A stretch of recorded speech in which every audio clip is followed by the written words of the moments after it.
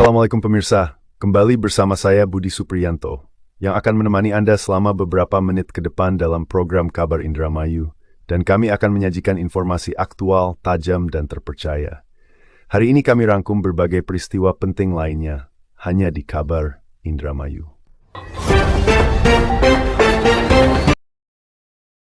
Penyerapan gabah menguat, CV Sinar muncul kandang haur apresiasi langkah Prabowo dan Bulog.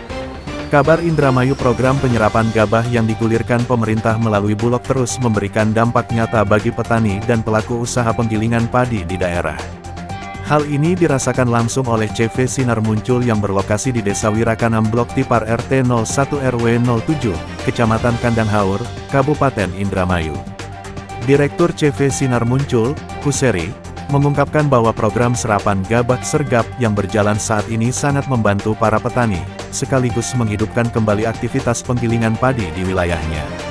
Ia menilai, kebijakan pemerintah dalam memperkuat ketahanan pangan mulai menunjukkan hasil positif. Program penyerapan gabah ini sangat membantu petani. Tidak hanya petani, kami yang punya penggilingan padi juga ikut merasakan dampaknya, ujar Kuseri, Minggu tanggal 12 April tahun 2026. Menurutnya, sinergi antara pemerintah, Bulog, dan pelaku usaha lokal menjadi kunci dalam menjaga stabilitas harga serta meningkatkan kesejahteraan petani. Ia berharap program yang dicanangkan oleh Prabowo Subianto dapat terus berkembang dan berjalan secara berkelanjutan. Kami berharap program dari Bapak Presiden bisa terus maju dan berjalan lancar. Karena ini sangat berkaitan langsung dengan petani dan penggilingan padi. Kalau semua berjalan baik, ekonomi rakyat juga ikut meningkat, katanya. Kuseri menegaskan bahwa rantai ekonomi antara petani, penggilingan, hingga distribusi beras merupakan satu kesatuan yang tidak terpisahkan. Ketika salah satu sektor berjalan baik, maka sektor lainnya juga akan ikut terdongkrak. Ia juga menyampaikan apresiasi kepada Badan Urusan Logistik Bulog yang dinilai berperan besar dalam menjaga stabilitas harga gabah di tingkat petani. Menurutnya, kehadiran Bulog memberikan kepastian pasar bagi hasil panen petani. Kami mengucapkan terima kasih kepada Bulog. Program ini sangat berdampak besar, baik untuk masyarakat maupun untuk kami yang memiliki usaha penggilingan padi, ungkapnya. Lebih lanjut, Kuseri berharap agar program yang telah berjalan ini tidak hanya dipertahankan, tetapi juga ditingkatkan. Ia menilai, dengan dukungan yang lebih kuat dari pemerintah, sektor pertanian dapat menjadi tulang punggung ekonomi yang lebih kokoh. Kami berharap ke depan program Bulog bisa lebih ditingkatkan lagi. Karena manfaatnya sudah kami rasakan langsung, tambahnya. Dari sisi harga, Kuseri menyebut kondisi saat ini cukup menggembirakan bagi petani.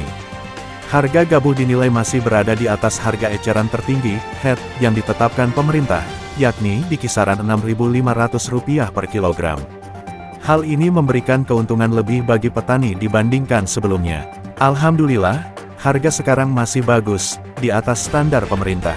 Ini tentu sangat membantu meningkatkan kesejahteraan petani, jelasnya. Tak hanya itu, dampak positif juga dirasakan pada sektor penggilingan padi.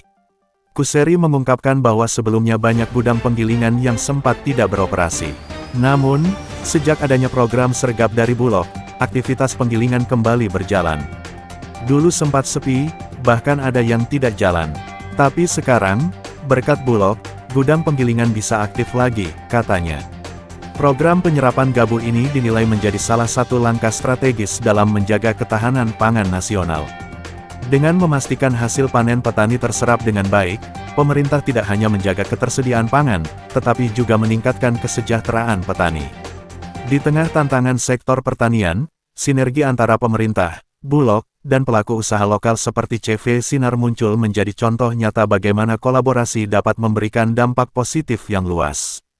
Kuseri berharap, keberhasilan program ini dapat terus berlanjut dan menjadi fondasi kuat dalam membangun ekonomi desa yang mandiri dan berkelanjutan. Intinya, semua saling berkaitan.